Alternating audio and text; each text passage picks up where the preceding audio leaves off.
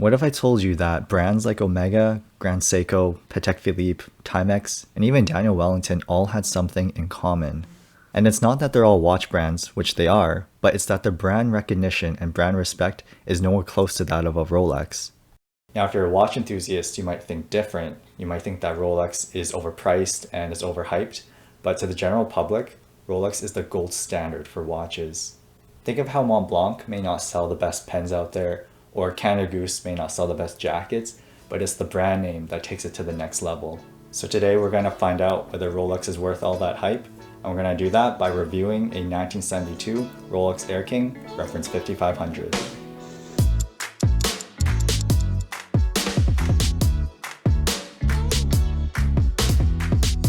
So normally I start off a review with an unboxing, but I actually already did this in a separate video, so I'll leave a link below if you're interested. I also talk about the reasons why I got the watch, and I do go over the papers that are included more in detail. But just to give you a quick overview, the watch did come in a seemingly original box with a pouch, along with some instructions and some service information. Unfortunately, it did not come with the coveted certificate of authenticity, but I do believe, based on my inspection of the watch and everything else that was included, I think this is a genuine Rolex from 1972. Onto the backstory of this watch, the Air King was first released back in 1945, along with other Air models such as the Air Lion and Air Tiger. The Air lineup was intended to honor the British air pilots who fought in World War II, but it was only the Air King that continues to be released by Rolex today. The model that I have to show is the reference 5500, which was first released in 1958 and continued to be released with basically no design changes for over 35 years. And speaking of the design, here we have a silver sunburst dial with baton hour markers and pointed hands. All the text on the dial is printed instead of applied, but it's printed quite clearly, so it's very legible.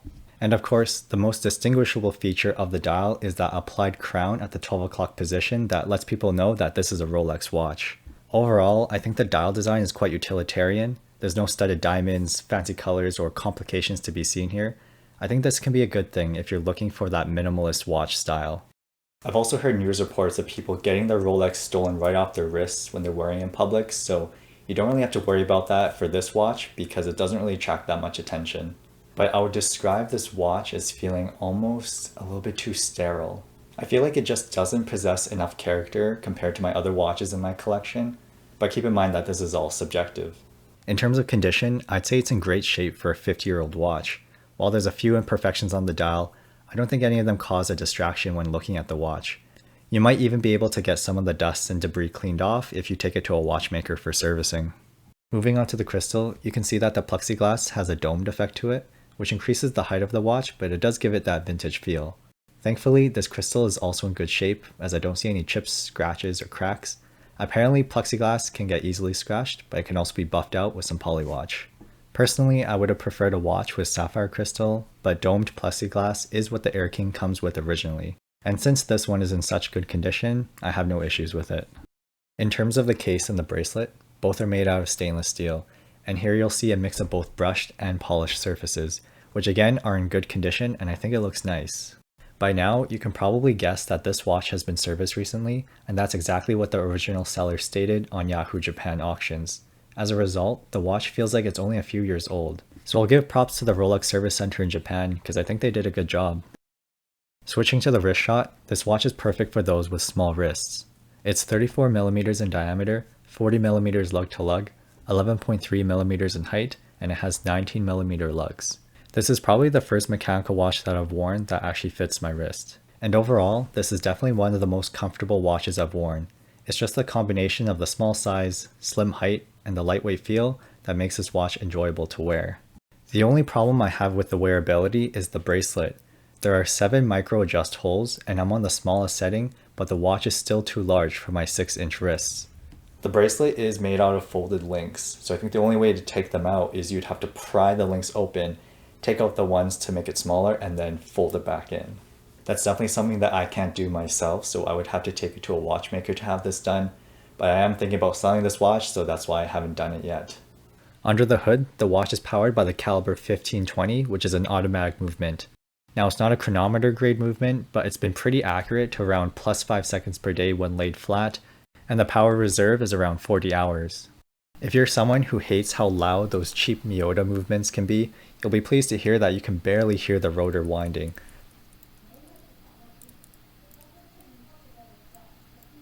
I was actually worried at first that there was no rotor at all when I first got the watch, but after giving it a few shakes, it does cause the watch to start moving. There's also been no issues with opening that screw down crown, and the functionalities such as hand winding and hacking seem to be in working order. This isn't always the case with vintage watches. Often the threads in the crown get stripped and you can't screw it in anymore. Now moving on to the price, you can find this model for around 3,000 to 5,000 Canadian dollars, which is around 2,400 to 3,800 US dollars. I purchased this watch for $3,600 on Yahoo Japan auctions, and after taxes, duty fees, and shipping, it was about 4,000 Canadian dollars. I felt like this was a good price just given its condition, and also it came with all those different accessories. The Air King 5500 is one of the cheapest, if not the cheapest, automatic Rolex you can buy. The cheapest Rolex you can buy right now that's brand new would be the Oyster Perpetual series, and that's around 7,000 Canadian dollars. But you can't find them in the stores. You can only find them in the aftermarket. The cheapest price I could find for the new Oyster Perpetuals on Chrono24 is around $10,000 to $11,000, which is of course around triple of what the Air King costs. So in conclusion, we have a watch that has a very clean, minimalist, utilitarian look. It's very nice to wear on the wrist because it's slim, it's lightweight, you can easily fit it under a cuff, and it does not feel cheap.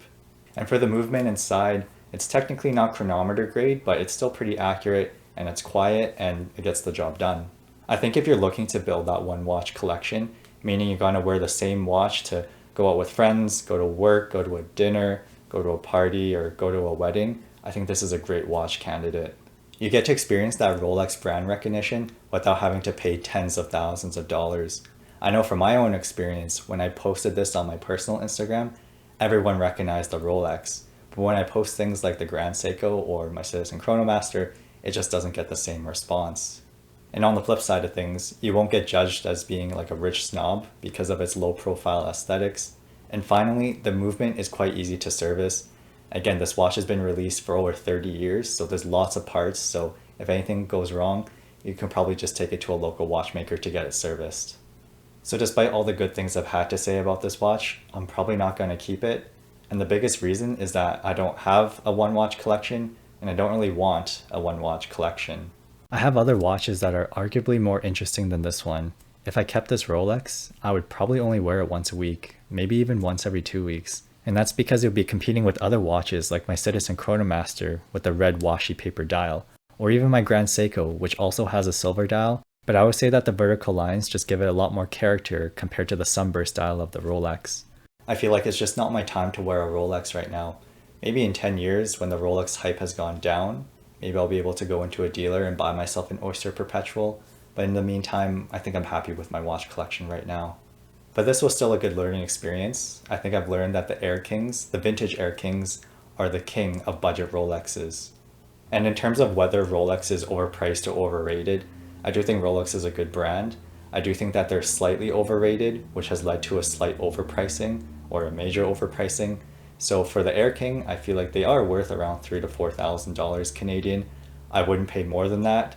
If you are paying more for that, then I think it is becoming a little bit overpriced and a little bit overrated. So that's my review of the Rolex Air King 5500. Thank you so much for watching. Leave a comment down below on your thoughts on Rolex because I think it's quite a divisive topic in the watch community. So be sure to subscribe for more videos, and as always, I will see you guys next time.